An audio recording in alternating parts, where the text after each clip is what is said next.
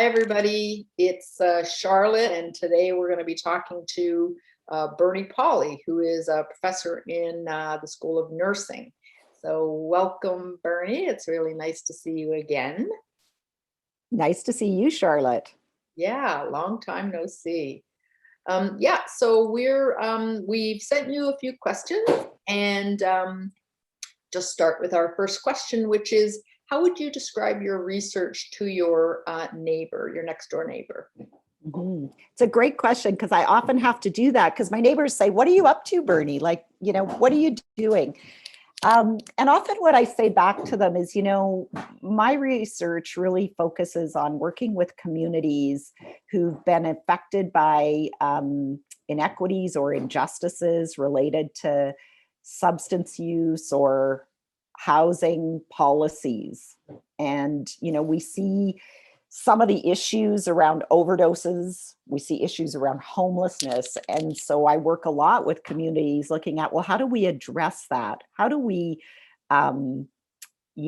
improve either policies or practices so that we don't have people who are homeless and we don't have people who are dying of overdose and other drug related harms. Yeah, you must be popular in your neighborhood. Actually, I would say my neighbors, I live in a great neighborhood, and I would say one of the things they often say back to me is they say, they'll say, well, how are people doing? Or, what are you finding? Or, what can we do differently? Because I think they all share that those issues are really high. I mean, there's many issues, but those are definitely two high priority issues right now. Absolutely, especially, yeah, given the COVID crisis. Yeah. Exactly. So, Yeah. I mean, I think I probably know the answer to this question, but just wondering what has inspired you to do the kind of research that you do, but what also continues to inspire you, and then in what ways does that your work inspire you? I think there's kind of two things that come to mind. One thing that inspires me is community members who, you know, really have identified what concerns are for their communities, identify them for themselves, and then say, well, could research help us? And then, saying, well, and sometimes you're saying, you know what, I think the research has been done, or, it's going to take too long to do research. Maybe we can think about some other ways to provide you with information or support, or maybe you have some other strategies.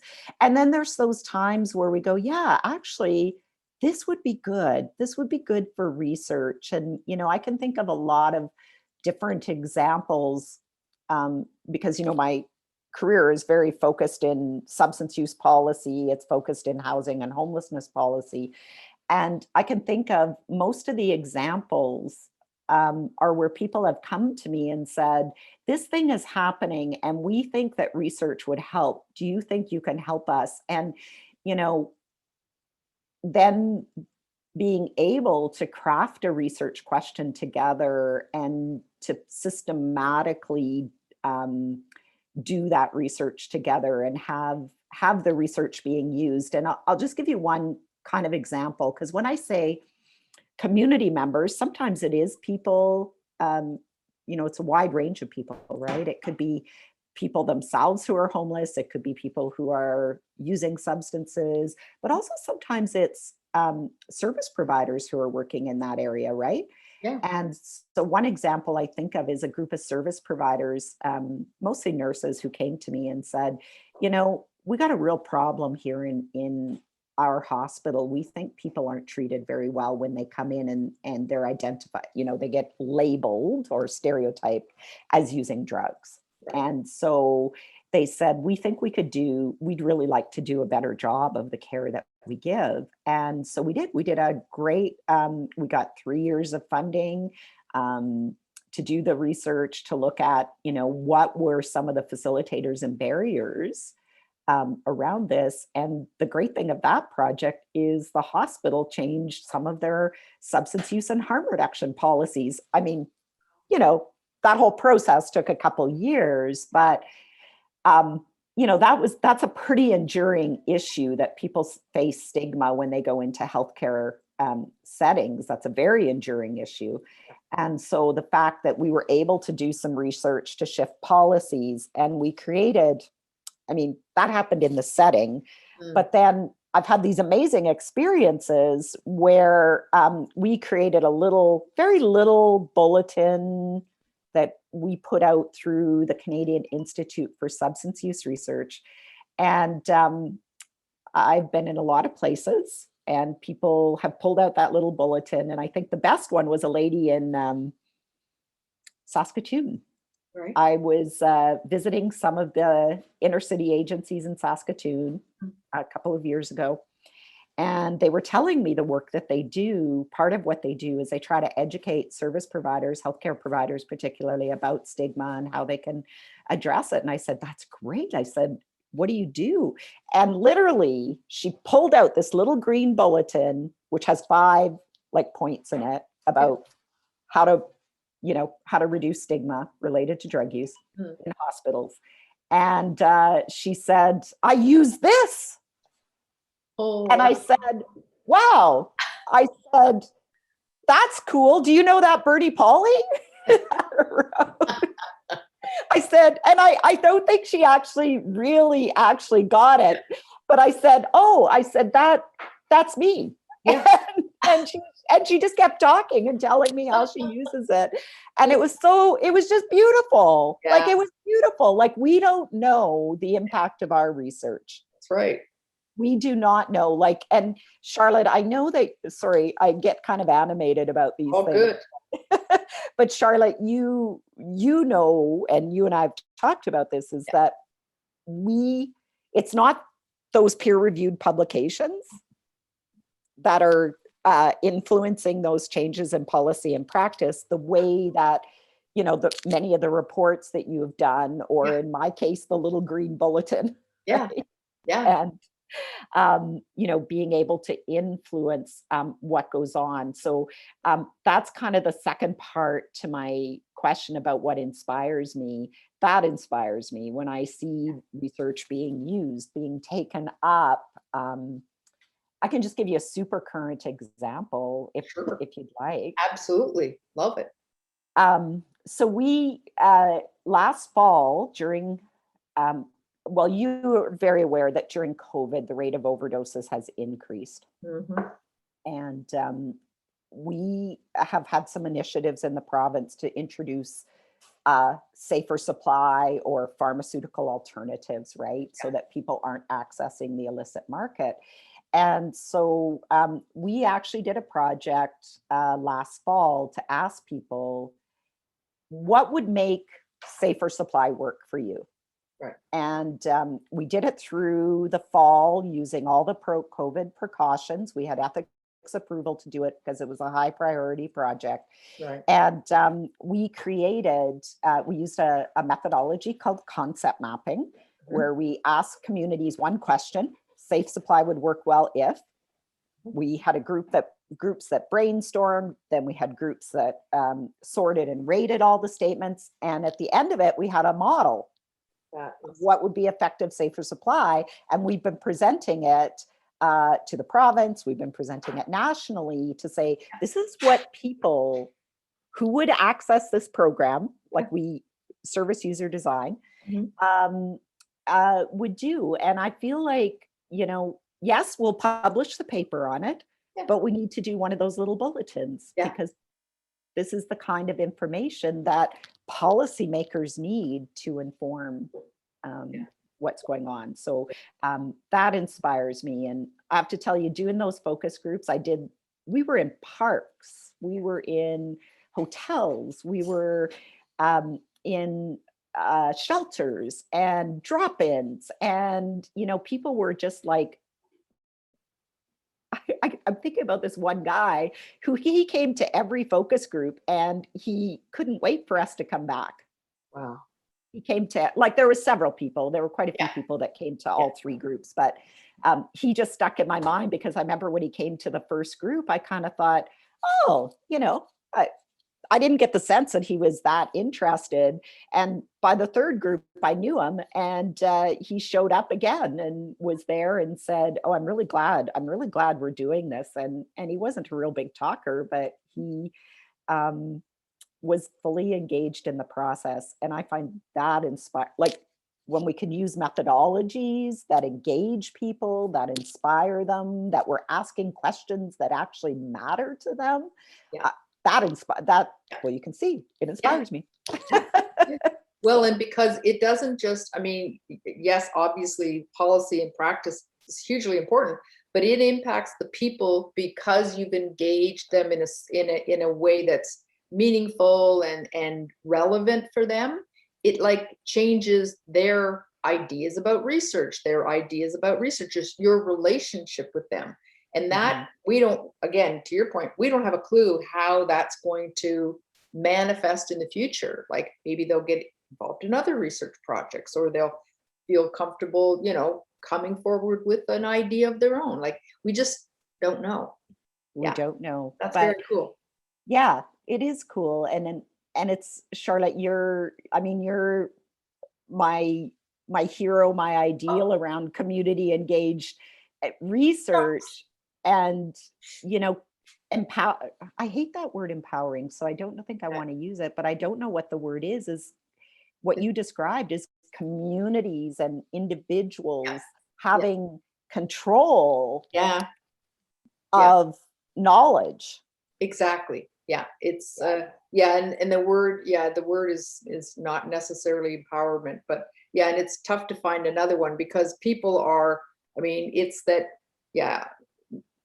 some research disempowers people. It like takes power away. But I know exactly. Well, you're inspiring me. With your, I'm the same. I get really like animated when I talk about something that's inspiring me. So you have a ton of grad students too, I imagine, over the years. I don't know how many you have right now, but and this can be tough work, like, because it takes a long time, and you're often moving against the tide of policy and what's easy for practitioners. So how do you motivate your graduate students? Like what's some of the wisdom you impart on them? I don't know that I impart a lot of wisdom on them, but I think my secret, our secret power or our superpower, sometimes we talk about. Yeah. I'm going to give it away. I'm going to give away what I think mine is. And then people may say, oh my gosh, really? She thinks it's that? It's not at all, but I'm going to say it anyways. I think what it is I ask them, what do you really care about? What are you passionate about? And I would say that's what we work at in order to identify their research question and their research proposal, how that unfolds. Because I would also say the students that I have as grad students, they'll often say to me something like, well, I chose you because you are passionate about this. And so then, they've got all this amazing wisdom that they come with. And it's just me kind of asking a few questions to kind of help them tap into what they know is inside of them. Yeah. And then it comes out in these amazing ways and these amazing projects that they do. Yeah. Yeah. And it is the passion that sustains us, isn't it? Sure is. Because if you don't care about the people that you're going to work for, it's not going to sustain. You're not going to get sustained in the projects because they take a long time and they take a lot of you, right? Yeah.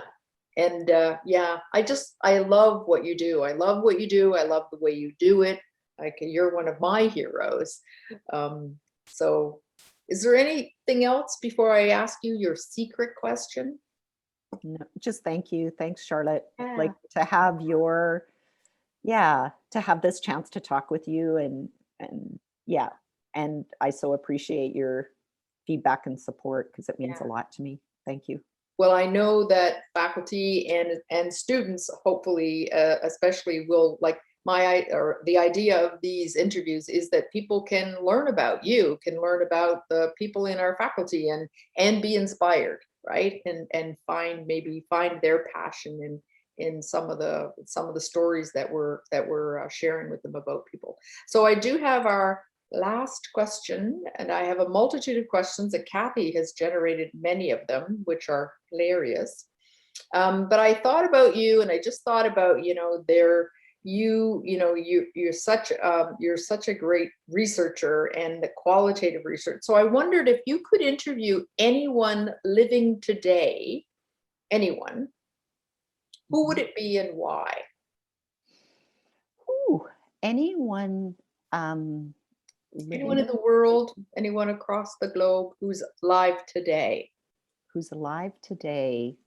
Um, oh my gosh, I really got to, wow, I did not see that question coming. Good. To think, I mean, to have an opportunity. Um, gosh. You know, I've been thinking, what I'm quickly going through in my head is all of these drug policy kind of people, advocates, really high profile. I thought about that. And then I think about, politicians, because I'd like to get into their head to understand why they make policy the way that they do. So if I was going to do that, I'd like, Justin, can I talk to you just about like why you can't do decriminalization? Yeah. So I think I'd probably, that might be in there. But the other one that popped into my mind was Leilani Farrar, she's been the UN rapporteur on housing Right. for a term, and she just stepped down. And at the beginning of COVID, she put out a UN document that people have the right to housing. Right. And until housing is available, she laid out kind of how we should treat people with respect. Right. We know that homelessness leads to a lot of harms, including harms of substance use. So yeah, I think I wouldn't mind being able to interview her because she is Canadian, she's a female, and she's very clear in how she understands policy and her approach to influencing policy. So I think I'd like to sit down with her and learn a little bit more. Yeah. Very cool. Very cool. Yeah. Listen, Bernie, thank you so much. I really appreciate, the time you've taken, just, that you're willing to share your superpower with us.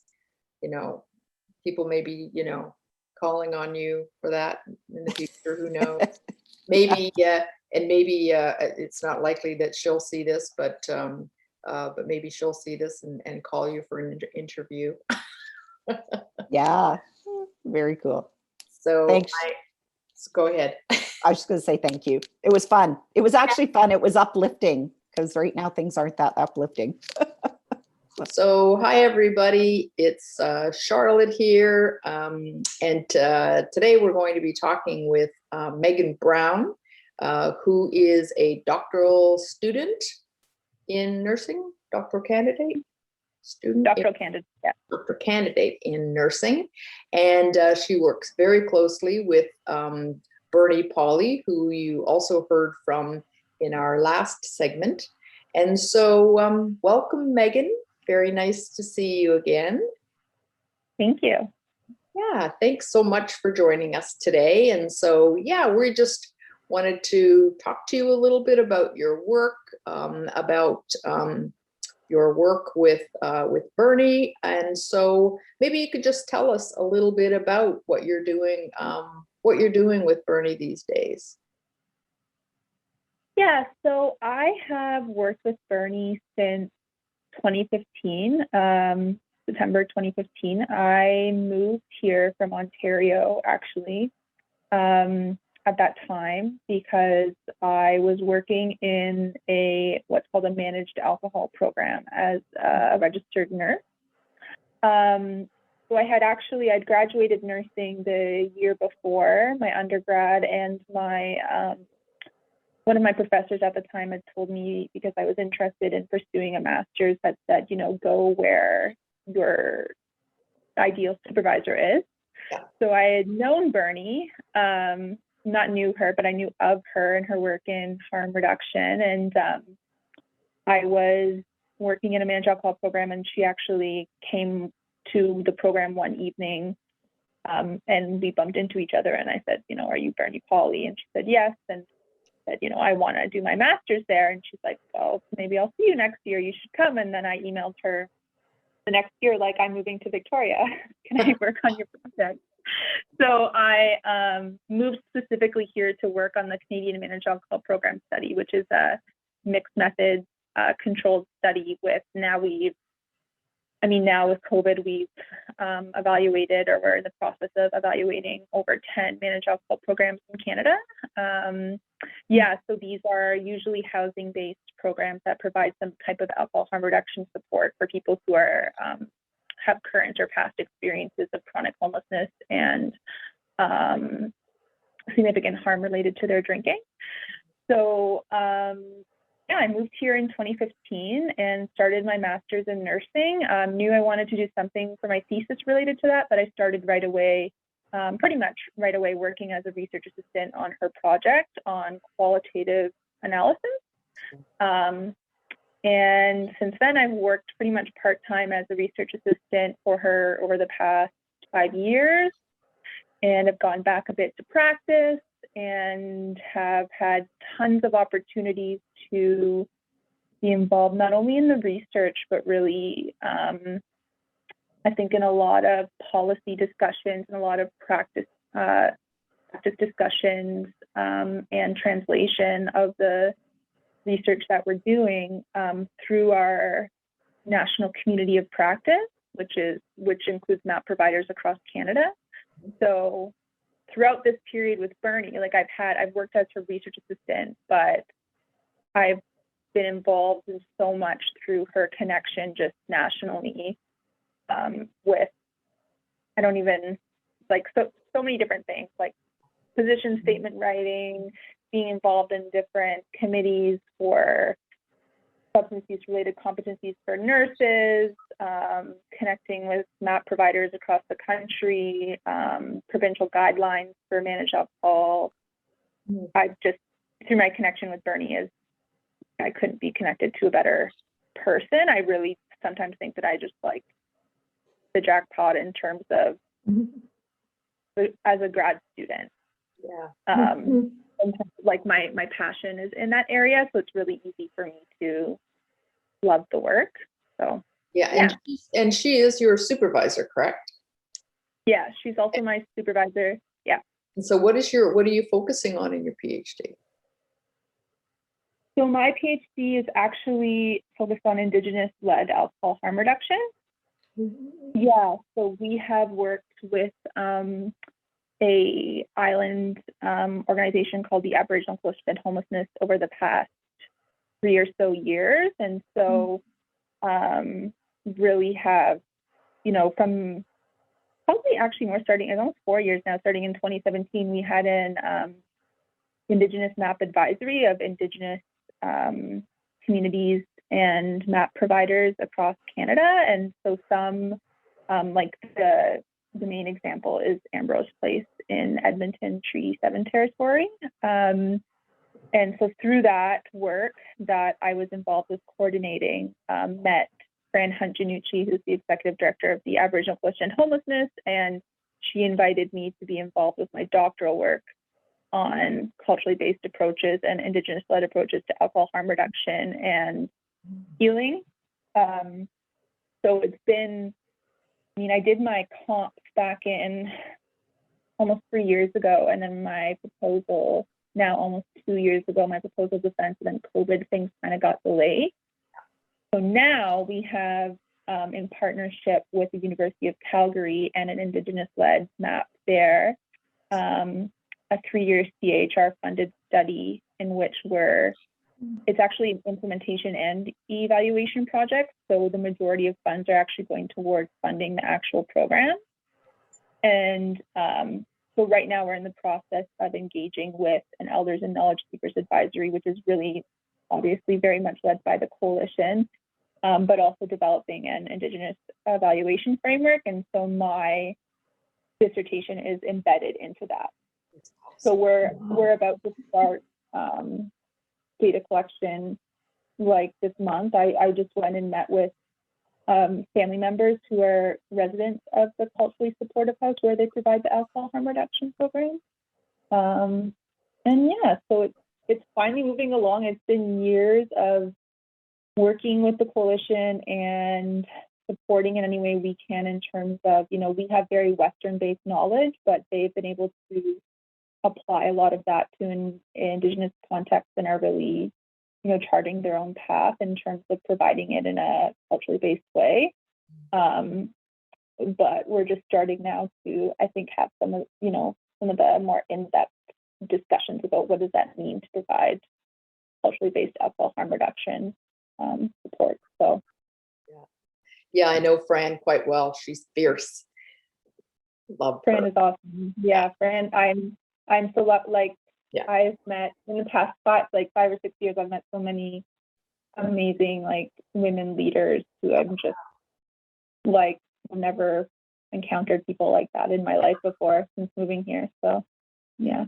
Well, my second question was what part of your work, whether it's, it's your own work or the work you're doing with Bernie that you find most interesting.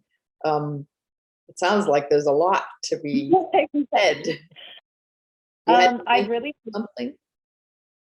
Yeah, I really like to be, because I'm a nurse and because I like to stay connected to the community. I mean, I really like that the research is very applied and that we have so many opportunities.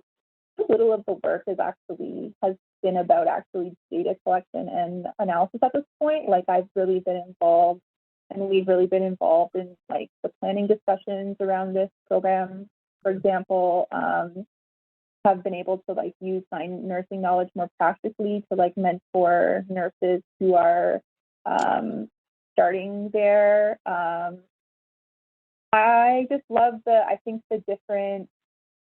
many different contexts in which this program of research stems to, both locally, provincially, and nationally. So I think I would get bored with just a linear research project that's develop the research question, collect your data, and do the analysis, and then translate your findings at a conference or through a paper. I haven't had that experience because I've worked with Bernie and community-based research. So I really like this.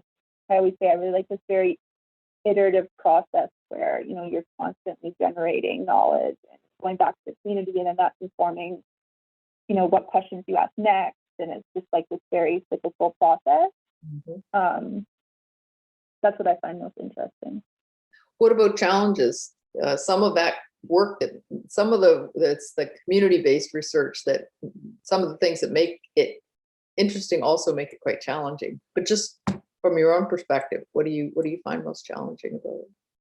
Yeah, I mean, obviously relationships are really important, and I'm a settler as well. So defining my position and role within these projects is something that's ongoing, and I think really important for me to be reflective and accountable throughout the process. It's there's been moments that have been uncomfortable where we've had to go back to the drawing board and kind of ask what are the appropriate types of questions to be asking and who should be asking those types of questions.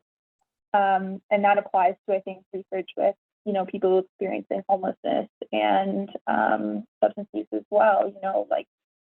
I think especially during COVID, when COVID first happened, I was just at the point I had just done an entirely other ethics application for a project that was a bit different. And I mean, I hadn't submitted it yet, but I was about to submit it. And anyway, I felt like it was probably going to be impossible to, really do things in a way that's actually engaged and collaborative. Yeah. And we've found ways to do it now, but it's still, it's still a bit more challenging with COVID. Like, I'm sure, like what it takes to develop a COVID safety plan, and then some of the ethical questions around, what should we be pursuing and what should we not be pursuing at this time. I think we took for granted just our capacity to be able to meet people in person, which we are able to do now, but in larger groups and more often and more frequently. We didn't have to consider as much before people's access to technology. This applies across research as well, not just the one on my dissertation, but for example, right now we're doing a evaluation of managed alcohol programs in 3 BC health authorities, and so we're having to coordinate with frontline staff to facilitate access to cell phones, and it's complicated. It's hard to build relationships with people. You're asking them very sensitive questions. Oh yeah, yeah. These are but it's but I suspect that you're like me, that you wouldn't really want to do any other kind of work, any other kind of research. Yeah, for sure. Like it's definitely been worth the work, and I think that I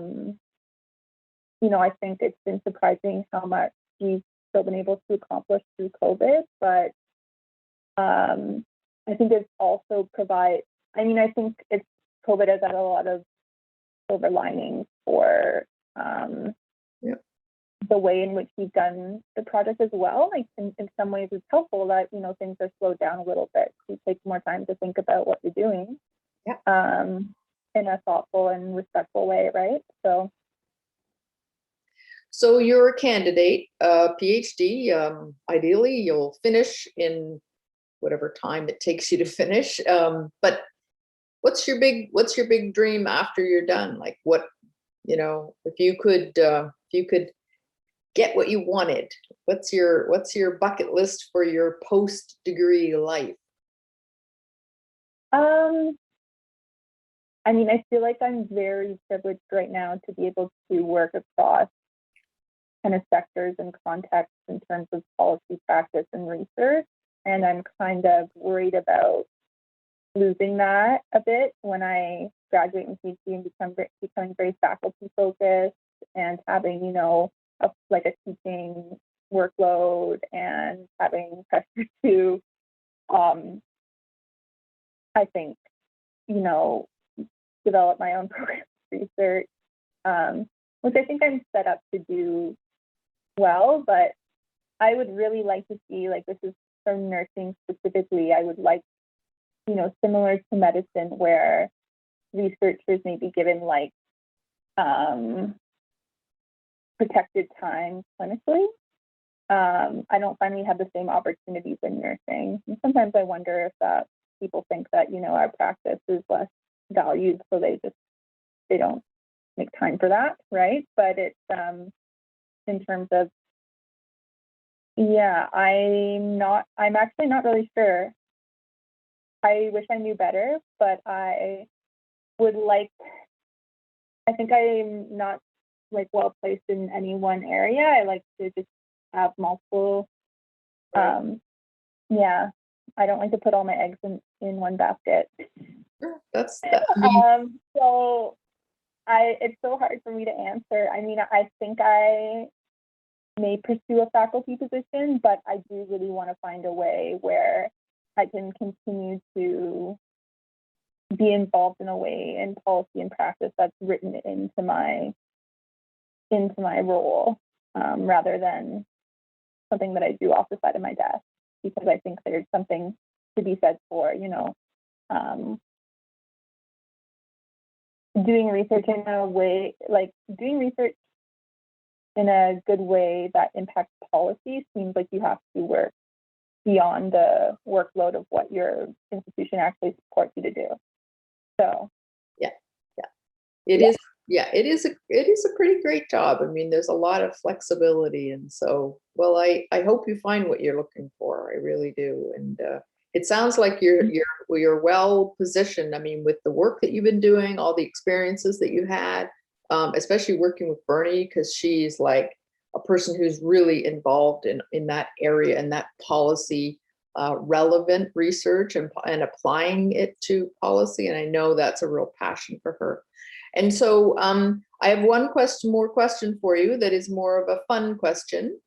So if you could live anywhere in the world for 1 year, anywhere, where would you go?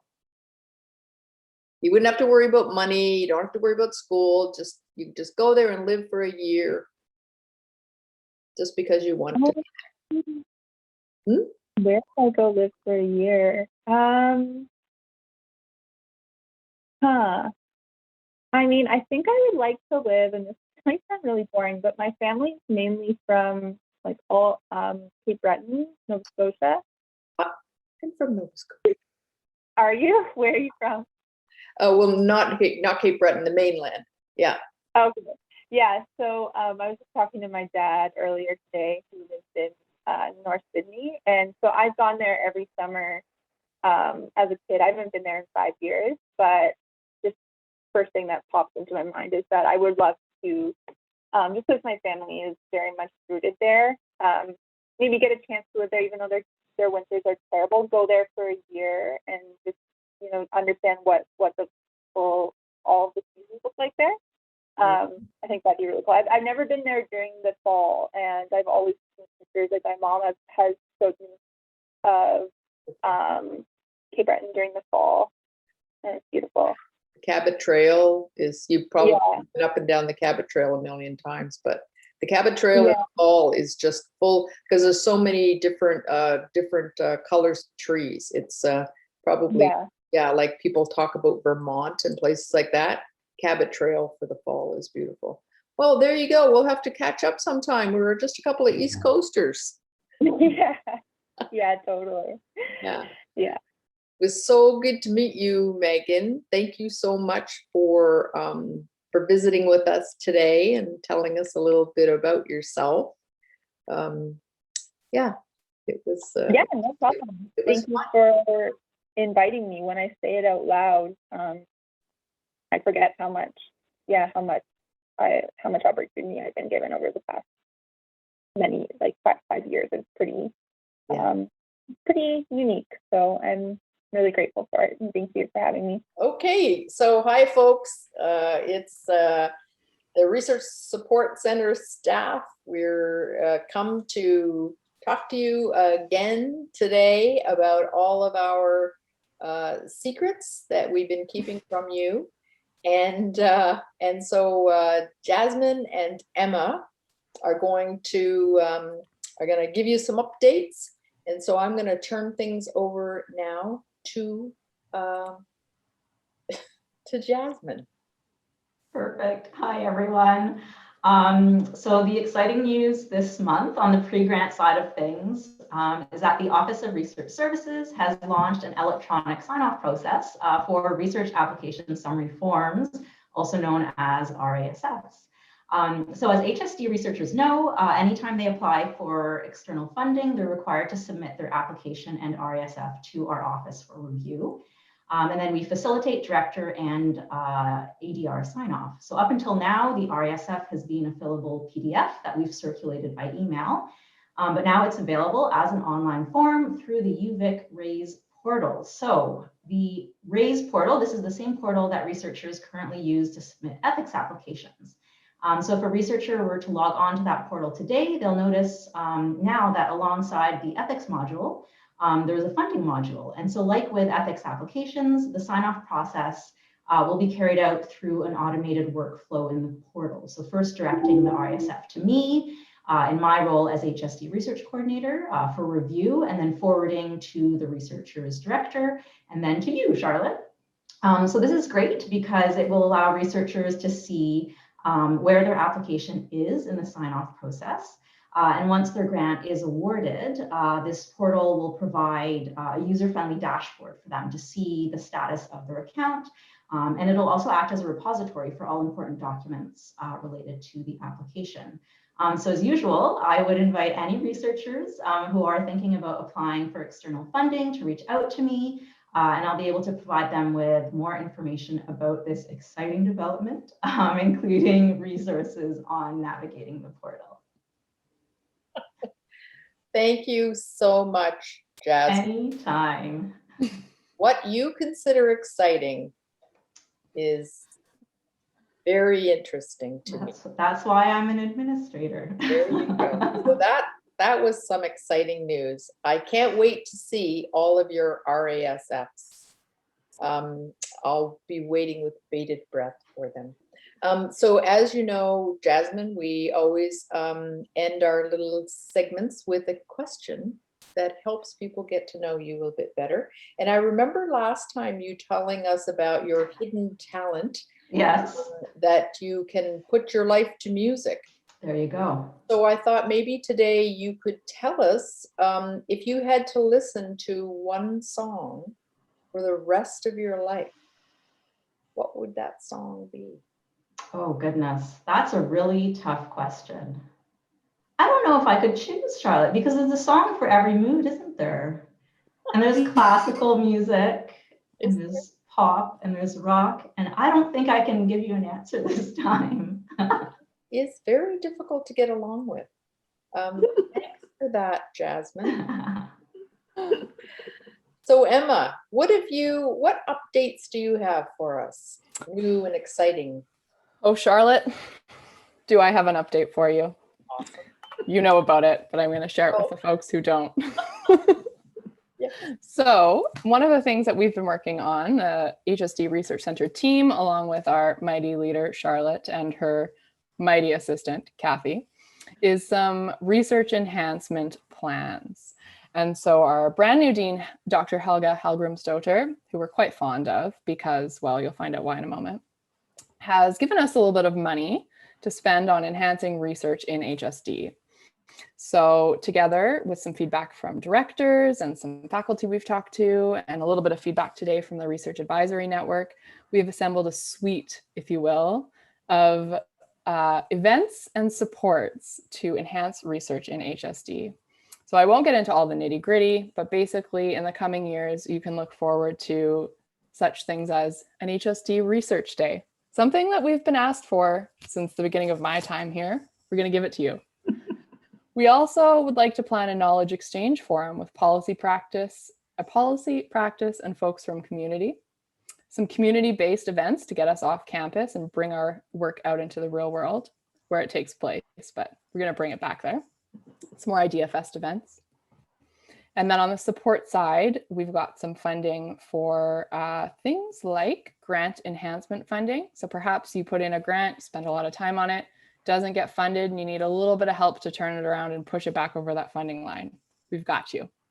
Also some graduate seed funds for some student support, and some more money for the very popular HSD internal research grant. So look for more information on that. We will be continuing to plan for those and come up with some guidelines. You know, I love a guideline, and we hope you're pleased with those as they roll out. Wow. We are flush this year, are we not, Emma? I mean, it feels that way. That is great. Yeah. And so, so I have a question for you as well as we end our time together. And that is, if you could hearken back to the days of your youth, this won't be anything inappropriate, and tell us, what do you think your favorite toy was as a child? Oh, I can answer this immediately. Well, you're doing I better. could, I can't. It's not easily accessible. Okay. My favorite toy was a small stuffed yellow rabbit named June. Oh. June wore a purple satin bow tie. My great grandfather gave June to me. Oh. June was named because that is the month in which I was born, and I was a rather creative child. And June and I liked to go on adventures together in the forest behind my house. I grew up in the Rocky Mountains, and our favorite thing to do was sail down the creek in pop bottle boats. Aww. I still have June, but she's I can't bring her out right now. That's She's tucked away. awesome. That is awesome. I was My a favorite- weird kid. My favorite toy was a sharp stick, but you've got some great story there as well. I'm sure June had some sticks as well.